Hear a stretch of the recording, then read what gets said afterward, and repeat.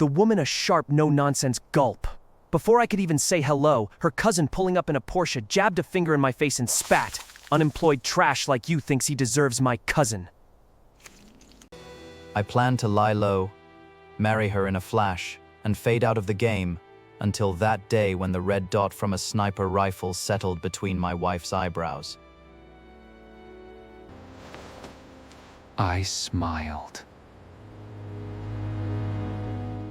They just woken up the devil I'd buried.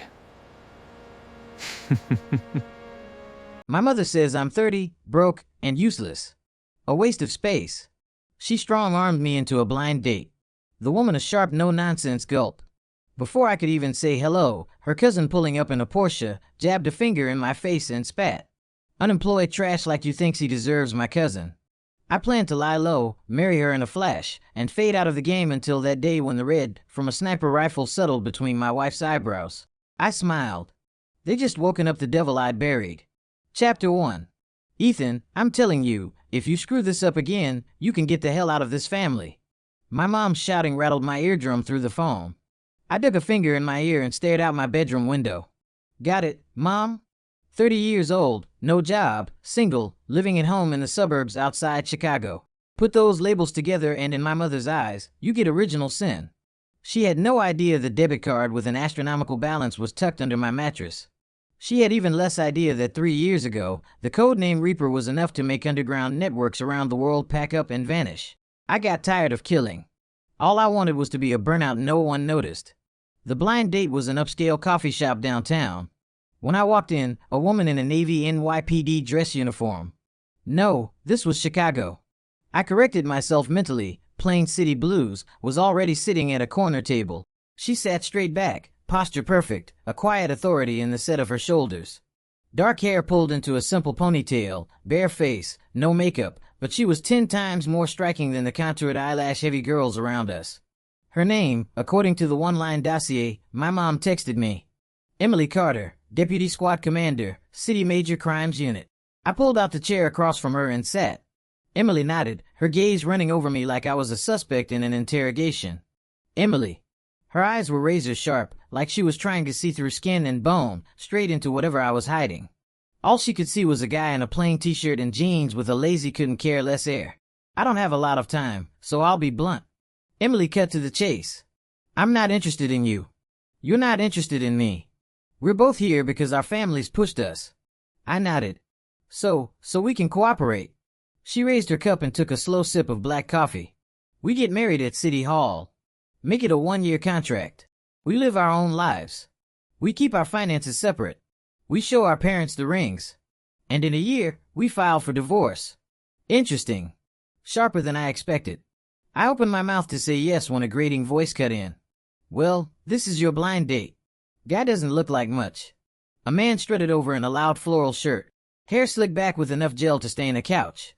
A big gold watch practically screaming for attention on his wrist. 2 flunkies trailed behind him. He dropped in the chair right beside Emily, sizing me up with a sneer that didn't bother hiding the contempt. Nate, we're not close. Show some respect, Emily said, jaw tightening. My bad, 'cause don't be like that. Nate grinned, leaning closer. I'm just concerned. Don't want you getting played. He turned to me, chin jutting up. So, where do you work, man? Nowhere, I said flatly. It was like I told him I was the punchline to his favorite joke. Unemployed. Seriously? He burst into loud theatrical laughter, slapping the table so hard coffee sloshed over the rim of Emily's cup. And you hear that? Your mom set you up with this. He jabbed a finger close to my nose, spit flying. You're 30. No job. Living off your parents. You're a textbook deadweight, bro. You going to support my cousin with that pretty boy face? Heads turned around us. I could feel the mix of amusement and pity hitting the back of my neck. Emily's face flushed with anger. She stood up so fast her chair scraped loud against the floor. Nate, shut up. The hell I will. Nate jumped up too, raising his voice even more. I can't stand losers like this thinking they can marry up. Listen, kid. Do yourself a favor. Walk away now. You're not in her league. I stayed quiet, watching him throw his tantrum like watching a monkey bounce around in a cage, noisy and dumb. I picked up my glass of water and took a drink. Then, before anyone could react, I looked at Emily and spoke calmly. Emily, I accept your proposal. Let's go get the license now. Chapter 2. Red backdrop, white seal, cheap fluorescent lights. We stood in front of City Hall marriage counter, each holding a still warm marriage certificate. Emily looked like she wanted to say something, but didn't know where to start. Regretting this, I asked. She shook her head, studying my face. I just didn't think you'd actually go through with it. Given the scene with Nate, agreeing was the cleanest way to slap that idiot without lifting a hand. Aren't you worried I really am a useless loser? She pressed. Does it matter? I slid the certificate into my pocket. It's just for a year. She went quiet. We stepped out of City Hall into sharp afternoon sunlight. Nate's Porsche was parked at the curb.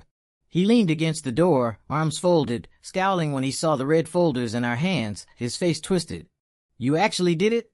He stormed over, pointing at me, shaking with rage. You piece of trash. What the hell did you do to her? Emily stepped between us, her voice ice cold. Nate, this is my decision. It has nothing to do with you. And watch your mouth. He's my husband now. Husband? Nate laughed, a harsh, ugly sound. Yeah, sure. Great. You're going to regret this so much. You'll be broke and starving with this clown. He shot me a murderous look, dove into his Porsche, and peeled out with an angry roar. He's not going to let this go. Emily frowned after the car. We'll deal with it if it comes, I said, shrugging. She didn't answer. She unlocked a dinged-up Ford Focus and drove us to her place. It was in an older apartment complex on the edge of the city. 2 bedrooms, 1 bath. Simple, clean, everything folded and lined up like an evidence file. You get the 2nd bedroom. She pointed at the door down the short hall. Here's the contract. Read it and sign if you're fine with it. I skimmed it. Separate finances. No interference in each other's private lives. No obligations outside of basic cooperation in front of family. I signed without comment. All done, Mrs. Cooper. I handed her the pen. What do you want for dinner? She froze a beat at the title, clearly not used to it. Whatever. She shut herself in the master bedroom. I walked into the kitchen and opened the fridge. Half a case of bottled water and a carton of eggs approaching their expiration date. So, Detective Carter doesn't really take care of herself. I went downstairs, found a nearby grocery store, grabbed vegetables, meat, some spices. 30 minutes later, 3 dishes and a pot of soup sat steaming on the table. When Emily came out, the smell stopped her in her tracks. You cooked? She asked. Who else? She sat down, hesitated with a bite of scrambled eggs and tomato, then took it. Her eyes lit up the second the food hit her tongue. She didn't say a word, just started eating a lot faster. We finished in silence. She stacked the dishes and carried them to the sink. I leaned against the kitchen doorway, watching her back as she washed. What's Nate's family into? Her hands paused under the running water. Carter Holdings East Side. Construction, logistics, real estate. The legit side is big enough. The dirty side is bigger. You're investigating them? Yeah. Been tracking them for a while. They're careful. Hard to get anything that sticks. I nodded and let it drop. That night, lying in the spare bed, I sent a text to a number I hadn't used in 3 years. Dig up everything on Carter Holdings. Every illegal asset, every crime. 3 days. A reply came back almost instantly. Yes, Reaper. I deleted the thread and closed my eyes. Nate, I hope you can handle what's coming. Chapter 3. The next morning, I got up early and made breakfast. Emily came out, saw the oatmeal, toast, and eggs on the table, and froze again. You always this free? She asked. What else would I be? I am unemployed. I gave a half smile. She didn't respond. She ate quickly and left for work. I became a legit house husband. Cleaned, did laundry, fixed the flickering light, and then stretched out on the couch, staring at the ceiling, contemplating retirement. This kind of life didn't seem so bad. The peace didn't last 2 days. On the 3rd night, we barely finished dinner when someone leaned on the doorbell like they were trying to break it. Emily opened the door. Nate stood there, skin tight over his jaw, eyes full of rage, for burly guys in black tees, tattoos peeking out from under their sleeves, crowded behind him. Tell him to get out here, Nate shouted, pushing his way in. What are you doing here? Emily snapped instantly on guard, half-stepping in front of me. What am I doing? Nate's face twisted. This loser thinks he can steal my cousin. I'm going to show him what happens to leeches. He jerked his head at the muscle. Break his legs. I'll take the heat. The four of them grinned and started toward me. Emily's face went pale. She slid her foot back, ready to fight. I want to see who dares. This is between me and him. He's my husband. The hell he is. While they argued, one of the thugs lost patience and swung a fist straight at my face. Emily gasped. She moved to intercept, but she was too far. I didn't move. At the last second, I shifted my foot just enough. The guy's leg hooked my ankle. His punch veered wide. His balance went to zero, and he collided full force with the guy beside him. They went down together in a tangle of limbs.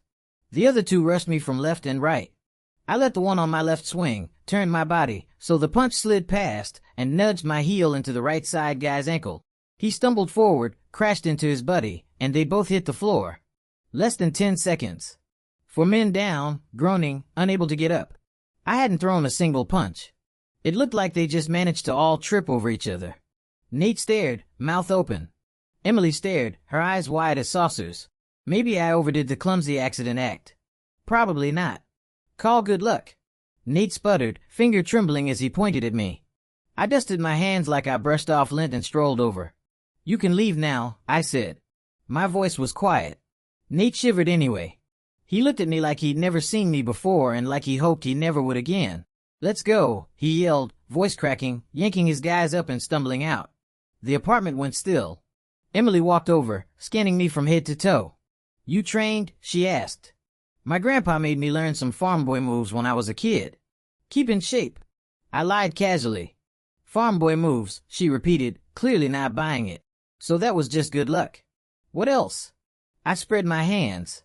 You saw them. They tripped over themselves. I didn't lay a hand on them, not sure that even qualifies as self-defense. She stared at me for a long time, then let it go. Next time something like this happens, get behind me. Don't play hero, she said, then disappeared into her room. I watched her back retreat and smiled to myself. Play hero. I was just trying not to accidentally kill any of them. Chapter 4. The next day, Emily went to work with a storm cloud over her head. She came back worse. At dinner, she did something new. She opened a bottle of red wine and poured herself a glass. Rough day? I asked.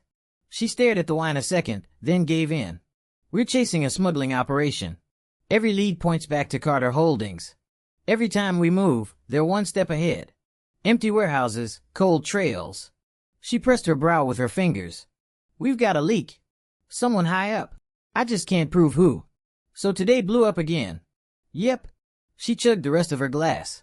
And Nate had the nerve to call the station and trash me by name. My eyes went cold. Touch my people and you cross a line. Stop drinking, I said, taking her glass. Bad for you. She lifted her head. Her eyes were glassy. Ethan, you think I'm useless, too, don't you? No. You do. She laughed bitterly. Can't even close a case. Can't even protect my husband without making an unemployed loser step in. Her eyes were red. Something in my chest shifted. I didn't answer. I walked into her small home office and woke up her laptop. Her case files were open. I flipped through them fast. Shipping manifests, port logs, surveillance stills, partial financial charts. A few minutes later, I tapped a grainy satellite map of the harbor. You're looking in the wrong place, I said. What? She came to the doorway, frowning. You're fixated on this big commercial pier. But Carter's real pipeline is here. My finger moved to a forgotten little inlet on the outskirts. A tiny fishing dock, abandoned, poorly monitored. Easy to tweak the paperwork. How do you know that? She demanded. Guess, I said, closing the lid. Basic tactics. You keep the main road clean so everyone stares at it. You send real product down a back alley no one cares about. She just stared at me like she couldn't decide if she wanted to arrest me or hire me. Who the hell are you? She whispered. Your husband. I tugged her up from the chair. Go sleep. Tomorrow you'll catch something big. That night on my phone a secure inbox dinged. Full audit dumps, shell companies, encrypted transfers. Carter Holdings laid bare. Names, dates, routes. 10 years of criminal activity. One name stood out like a neon sign. Deputy Chief of Police Mark Wallace. There was our mole. I pulled out one file, stripped the metadata, and sent an anonymous tip from a burner account to a junior officer on Emily's squad, a kid she trusted. Then I wiped everything. Chapter 5. Emily was gone before sunrise, tension hanging off her like body armor. I did my usual laundry, dishes, coffee. Then I headed out. An old tea room on the east side still served proper loose leaf. One of the few places in town that did. Inside, an elderly man with silver hair and an immaculate shirt and vest set a porcelain cup in front of me with both hands as if I were royalty. "Reaper, you really came back?" His voice shook. Around here, people called him Mr. K. He was the quiet king of the city's underbelly. "I told you, Mr. K." I lifted the cup, letting the steam fog my glasses. "I'm retired." "Yes. Yes." Sweat beaded on his forehead. "It's just about those idiots who showed up under your building the other night. One of them worked for a distant cousin of mine. I've already had that cousin's hands and feet broken and tossed him in the river." "Nothing to fuss about," I said. Mr. K, of course, did not see it as nothing. 3 years ago, he watched me work once overseas. One night, an old mafia clan with a 100-year legacy vanished from the face of the earth. Over 300 people, bosses, lieutenants, families gone, leaving only rumors and vultures picking over empty mansions. Their mistake, laying a hand on a girl who brought me coffee. From that night on, Mr. K understood down to his bones that this easygoing young man was a god you did not offend. "Reaper, about Carter's boy." Mr. K leaned in, voice dropping. "He spat in your face and your wife's. Do you want me to?" He drew a finger across his throat. "No," I set the cup down. "My wife's a cop. She likes doing things by the book. Understand?" His eyes flashed. "I happen to have some documentation. Tax evasion. Off-the-books payments. Judge shopping. I'll accidentally misplace it where internal affairs might trip over it." I nodded and stood. "Mr. K, I like my life quiet now. I don't want people knocking on my door. Understand?" "Perfectly." He nearly bowed. "From now on in this city, if anyone with no sense lays a hand on Mrs. Cooper, I'll toss them in the lake myself."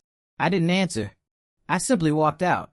Sometimes dipping into old contacts is the best use of old sins. By that evening, the city exploded. Breaking news. Carter Holdings accused of large-scale smuggling, tax fraud, and bribery. CEO Peter Carter and several executives arrested. Deputy Chief Mark Wallace escorted out of headquarters in cuffs. And the officer leading the raid, Deputy Commander Emily Carter. On TV, Emily stood in a bulletproof vest, hair tucked under a cap, shouting orders over the noise.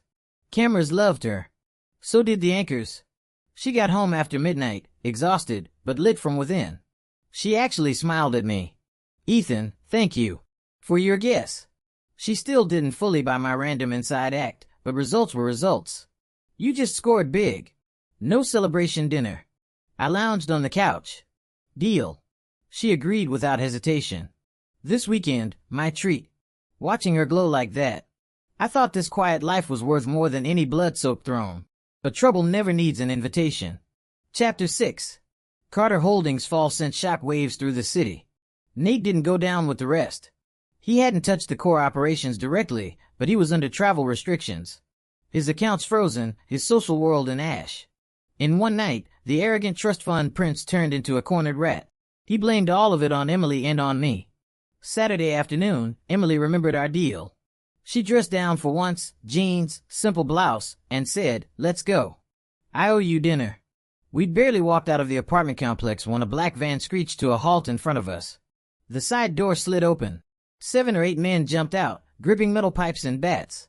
At the front was Nate, eyes wild, face twisted by hate and fear. "Emily, Ethan," he screamed. "You ruined me. You think I'm going down alone." Emily shoved me behind her and reached for her phone. "Nate, you attack a cop and screw your future," he shouted. "I got nothing left to lose. Kill him.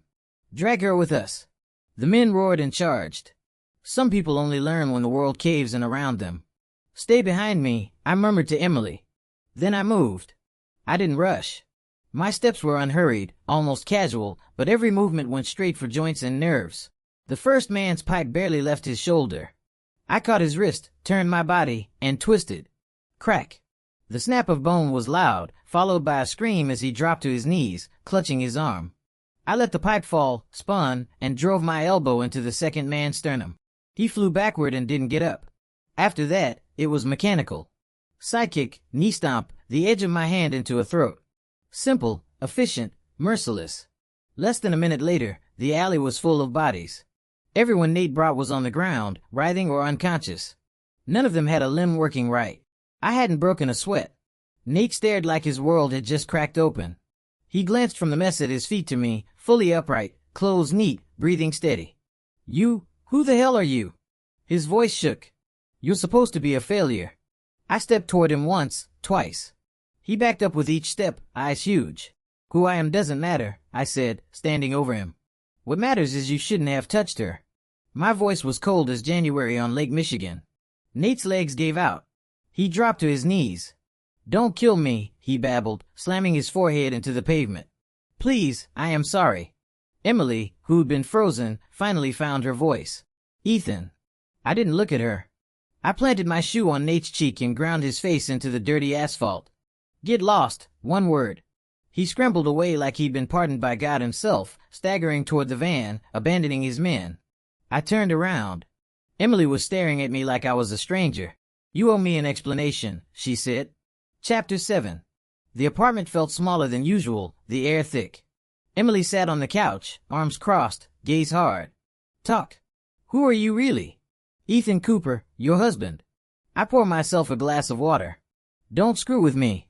She slammed her palm on the coffee table. "You're fighting the way you read that case. And what I saw today, that killing intent. You're not some random unemployed 30-year-old. I knew the act wouldn't last forever. I worked overseas for a few years," I said, leaning back. "Private security, some contract work. It got ugly. I retired. Half true, half not. The mercenary label was a convenient mask. Believable enough to explain my skills, not enough to sound like a movie script." "Mercenary?" Her brows drew together. "That's illegal. That's why I quit." I met her eyes. "I just want to be normal now. Quiet. Boring." She was silent for a long stretch. The ticking wall clock was suddenly very loud. "Have you killed people?" she asked at last, voice low. I didn't look away. "Yes." Her shoulders flinched. "Emily." I moved closer and crouched so we were at level. "Whatever I did is in the past. I'm not proud of it. I won't pretend it didn't happen either. I can promise you this. As long as no one comes after you and me, I will never raise my hand again. And if someone does," she whispered. "Then I protect you," I said, as simple as stating the weather. She searched my face like she was scanning for lies. There weren't any. Finally, she exhaled. "Your past? I can pretend I never heard it. But Ethan, if you ever use those skills in this country to break the law, I will be the one to put you in cuffs." "Deal," I said. The immediate crisis was over. But the wall between us had grown thicker. Over the next few days, we barely talked. She left early, came home late, and managed to avoid sharing the same room more than 5 minutes at a time. She needed space. I gave it to her. I might have vanished back into my retirement if the man behind Carter Holdings hadn't decided to take notice. The one they called the Professor, a transnational crime lord who treated corporations like disposable gloves. Carter Holdings was just one of his many laundromats. With his glove burned, he wasn't going to just shrug and walk away. Mr. K's report was simple and to the point. The Professor had dispatched a team, top tier, armed, and coming into my city. Target, Emily Carter. I realized my retirement might be getting cut short. Chapter 8. I didn't tell Emily. I cooked, I cleaned, I joked once or twice. I listened to the sounds outside with every nerve turned up to max. Within a block, I could separate car engines, footfalls, bikes, and idling vans by sound. They were out there watching, waiting for an opening. I waited, too. They made their move on the third night. Emily got a call about a body at an abandoned factory on the industrial fringe. She grabbed her coat and holster. "Order takeout or something. I'll be late." "Be careful," I said. She nodded and left. 10 minutes later, I was in black clothes and soft sole shoes, slipping out the bedroom window into the night. It was a short run across roofs and alleys to the factory district. The place was dead quiet, rusted steel, broken windows, old graffiti. Underneath was a simple crime scene. But I saw the glints that didn't belong. Smelled the faint oil and metal in the air. At least 5 sniper positions, 6 assault points, tight perimeter, good fields of fire, professional, just not professional enough. I climbed the back hill, staying under the line of sight, and slipped behind the first sniper, perched on an old water tower. He never heard me. My hand covered his mouth. The knife in my other hand traced a short line across his throat.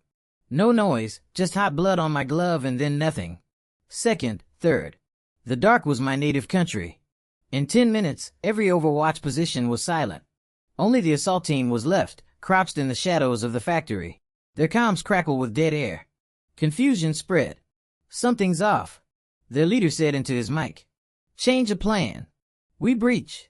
Kill the cop. The rest are collateral. 6 men moved in, fanning out, weapons up. Inside, Emily's instinct screamed. Something's wrong. Take cover, she shouted, drawing her gun. The first shots turned concrete and drywall into dust and shrapnel. A young officer yelped as a bullet shaved a line across his scalp. Captain, we're pinned, he cried into his radio. Hold! Emily yelled back, firing blind toward the muzzle flashes. They weren't going to hold long. All I had to do was flip a knife into a power box. Sparks flew. The lights died. The factory plunged into absolute darkness. The kind that makes city people panic. The kind you can't see your own hand in. The gunfire faltered. Perfect. I lowered my night vision goggles and green shapes sprang into view. The game begins. Chapter 9. In the dark, the sound of dying is different. The first man didn't even get a shout out before his windpipe collapsed under my thumb. The second felt a knife slide between his ribs. Then nothing. By the third, they were panicking. Where is he? Where is he? Someone screamed in a foreign accent. Fire. Shoot everywhere. The leader barked. Bullets ricocheted wildly, chewing through steel beams and old machinery.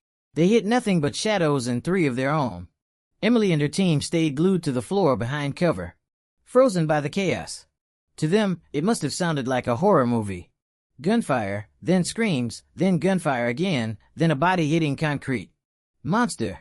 He's a monster. One of the killers sobbed, dropping his rifle. I'm out. Screw this.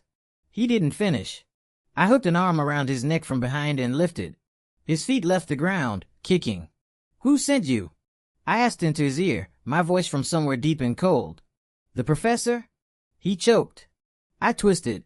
His neck snapped like a dry twig. Then there was silence. I walked to the breaker and shoved it back into place. The light sputtered on. Emily and her officers blinked, eyes adjusting. Bodies lay in pools of blood. All 6 of the attackers down, each kill clean, no extra wounds. And in the middle of them stood a man in black, relaxed, as if he had just finished taking out the trash. Emily looked at me like her brain had blue-screened. Her colleagues stared like they'd seen the apocalypse in a hoodie. Isn't that her useless husband? I pretended not to notice any of them. I walked straight to Emily. You okay? I asked, voices even as if we were at breakfast. She didn't answer. She just stared, trembling slightly, eyes full of shock, fear, and something else I couldn't read. You said, she finally forced out. You were just a mercenary. An ordinary mercenary can't do this. No point lying anymore. Emily, I lied to you. I said, I'm not just some security contractor. She swallowed. Then what are you? I paused.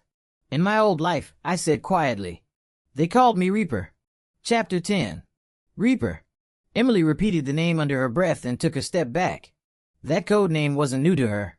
In certain Interpol and FBI files, buried deep, stamped with multiple red stripes, Reaper was a shadow that came with whole pages blacked out. In those stories, he was less man and more natural disaster. The underground's last court of appeal and executioner. Some said he could topple a small government with a phone call. Others swore entire cartels vanished after crossing him. There is no way to reconcile that with the man who cooked her dinner and forgot to fold the dish towels. And yet bodies didn't lie. So you've been lying since day one, she said, voice shaking. I just wanted to live like everyone else, I answered. Everyone else? She laughed bitterly and pointed at the carnage. You call this everyone else? She jabbed her finger in my direction. You killed them and you didn't even blink. And you tell me you want a normal life? They came here to kill you, I said, my tone icing over. They made their choice. So you made yours? No arrest, no trial, no law, just your knife. She was breathing hard. That's how you work in my world. That was the law. Well, this isn't your world. She practically yelled it. This is a country with a justice system. You don't get to decide who lives and dies. I knew this was the collision course we were headed toward from the moment we got married. She was light. I was night. Sirens wailed outside the factory. Backup finally arriving. Go, she said suddenly, pushing at my chest. Get out of here as far as you can. I blinked. You're worried about me. Just go, she snapped. If they see this, see you. If they connect you to this. I'm not leaving, I said. You're not explaining this alone. How do you even explain? Relax. I cut her off. I won't put you in a corner. The first officers burst through the door, guns drawn. Captain Carter, what the hell? The man leading them stopped short at the sight. He was Emily's boss, Chief Daniels. A man who'd seen enough in his career to know when to keep his mouth shut. Bodies, 6 of them, he said slowly. Who's this? Emily faltered. I'm a civilian informant, I said evenly. Anonymous tip led me to believe armed suspects planned to ambush Captain Carter during an evidence sweep. I got here early, intervened. I gestured at myself. I acted in defense of her and her team. It was flimsy, but it was plausible. And right now, plausible was all we needed. Chief Daniels looked at me, then at Emily, then at the dead men. His face was unreadable. Seal the scene.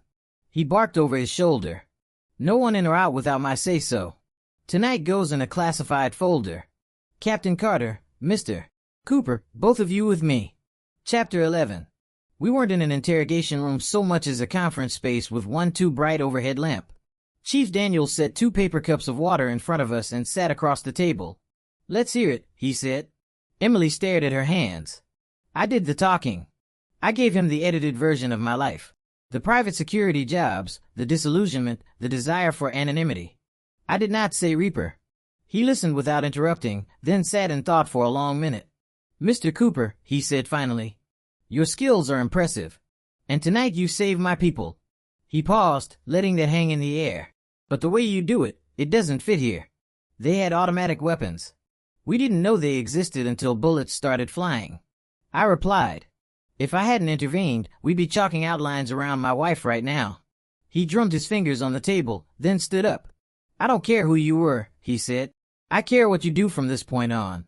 If you bring those methods into my city again, I'll make sure you disappear one way or another. He opened the door, then turned back. This case tonight gets filed as informant-assisted police action. It never reaches the press. Understood. We both nodded. After he left, it was just Emily and me again. Why didn't you run? She asked, voice raw. If I run, what happens to you? I said quietly. An up-and-coming detective with ties to an international killer. There goes your career. So, you made up that story? You think he believed it? Belief doesn't matter, I said. What matters is he has an official version he can live with. Something he can file and bury. She looked at me like she was trying to figure out which parts of me were real anymore. Ethan, what are we? She asked. Legally married? I said. That's not what I mean. I had no good answer. Emily, I don't know. I admitted. My past. There's too much blood on it. You walk toward the sun. I've spent my life in the shadows. We were never meant to cross paths, let alone sign papers. So, you want a divorce? Her voice cracked on the word. So faint, I almost didn't catch it. I looked at her eyes, red-rimmed, tired, stubborn. My hand lifted on its own, reaching to touch her cheek, then stopped in midair. People like me didn't get to reach for people like her. I don't want anything, I said. We made a 1-year deal. There's 6 months left. Let's finish the contract. I stood and opened the door. Let's go home. We drove back in silence. The street lights flicked past like a metronome, counting down to something neither of us wanted to name. Chapter 12. We went from uneasy truce to full-on Cold War. I still cooked. She still ate. We just did it without talking much. She stopped asking about my past.